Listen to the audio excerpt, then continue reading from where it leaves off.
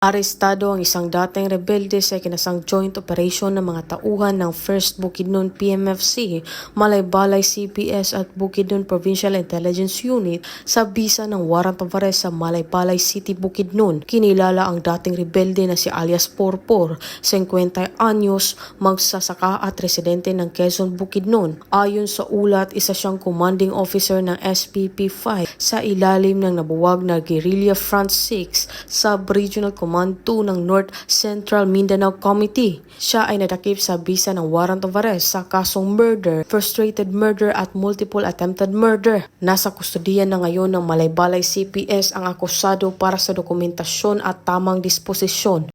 Regional Office 10 sa pagsulong ng bagong Pilipinas ng ating Presidente Ferdinand Bongbong Marcos Jr. Ang Police Regional Office 10 through our program Trust Serbisyong Kardo, Serbisyong May Puso, ay naglalayong paigtingin pa ang kampanya laban kriminalidad, insuhersya, terorismo at lalong-lalo na sa illegal na droga. Na tayo'y patuloy na magkaisa at magtulungan para sa isang ligtas, mapayapa at progresibong bagong Pilipinas. Mula dito sa Hilagang Mindanao, ako ang inyong Police News Network Correspondent, Patrolwoman Danessa Berdos, alagad ng batas, taga-taguyod ng Balitang Pulis.